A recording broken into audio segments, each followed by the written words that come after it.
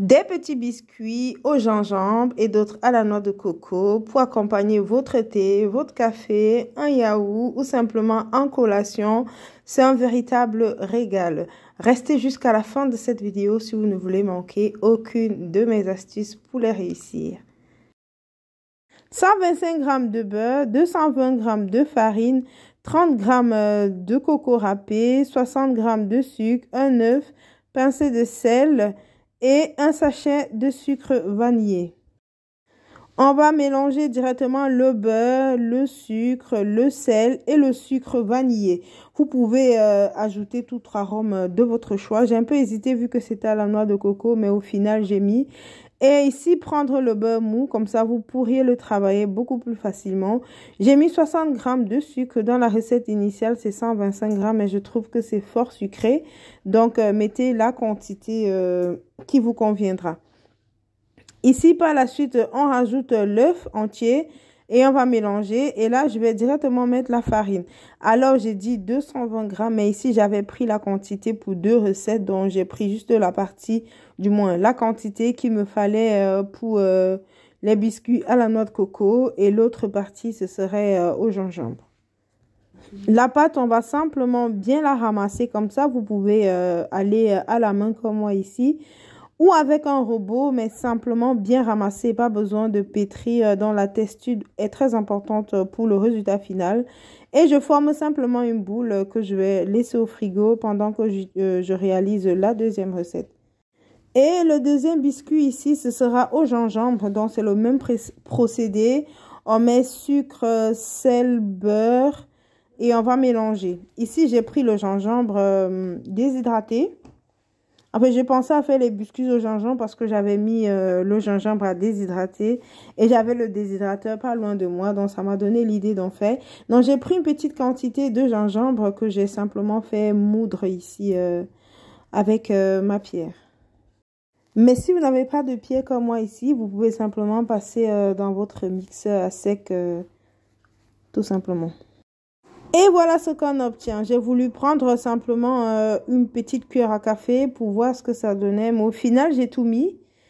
J'ai tout mis. Mais si vous voulez que ça soit vraiment fort au gingembre, rajoutez une cuillère à soupe carrément. Donc, un peu plus que moi ici, quoi.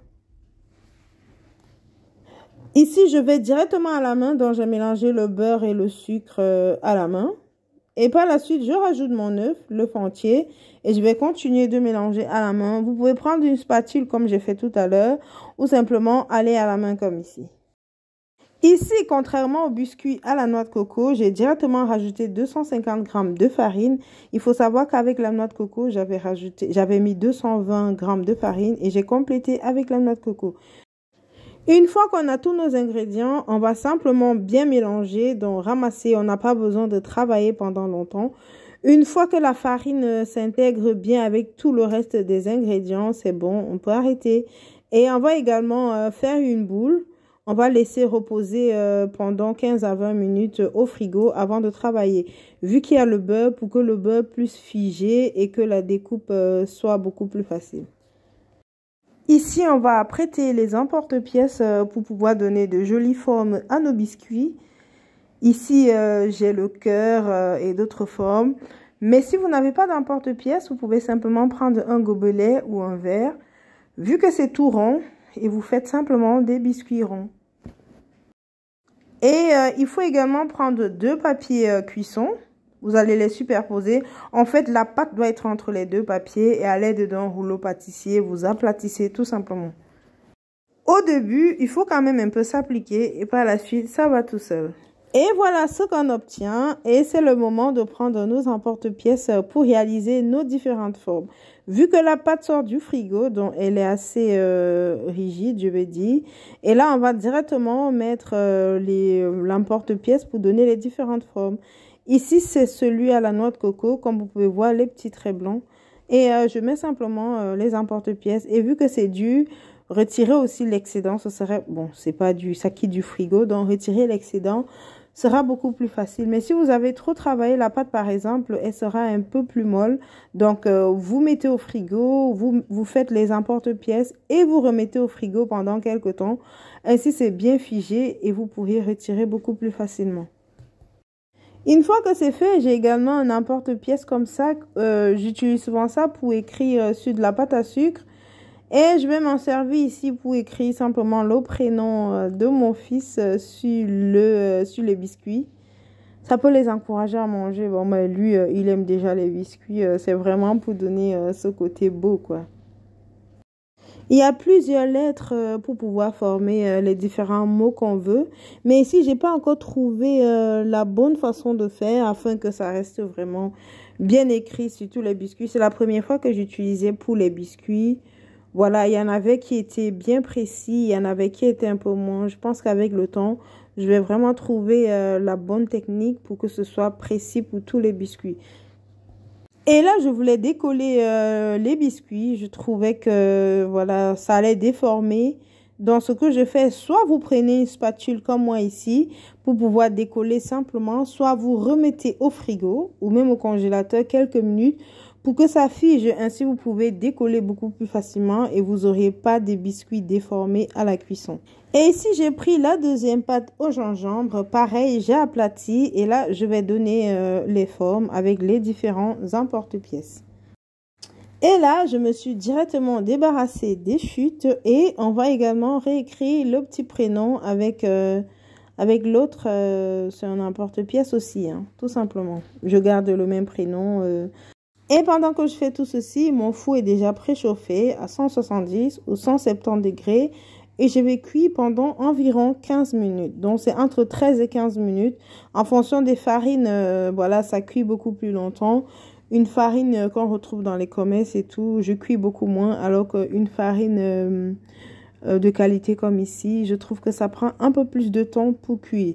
Et vous pouvez le voir ici, après cuisson, voilà ce qu'on obtient. Alors là, j'ai fait cuire pendant 15 minutes à 170 ou 170 degrés pour les Belges. Et voilà nos biscuits. Alors, ça sent tellement bon. Et ce au gingembre, ça parfume, mais super bien. Et ça goûte également pas mal le gingembre. Mais je pense que j'en mettrai un peu plus, vraiment pour sentir ce côté, pour sentir un peu beaucoup plus le gingembre. Et bien évidemment, les biscuits à la noix de coco étaient un peu plus sucrés que ceux au gingembre, vu que j'avais rajouté du sucre vanillé en plus à ceux à la coco, que j'ai pas rajouté au gingembre par exemple. Mais je trouvais quand même ceux au gingembre meilleur, un peu moins sucré. Ceux à la coco également, c'est très agréable en bouche. Mais s'il fallait faire un choix, je prendrais au gingembre. Comme vous pouvez le voir, l'écriture, comme je vous ai dit, il y a des biscuits où c'est vraiment précis. Il y a des biscuits où c'était encore moins précis. Mais le nom se voyait tout de même très bien.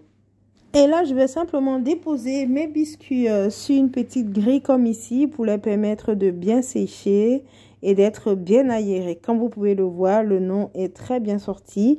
Alors, j'ai mélangé les deux saveurs, hein, coco et gingembre.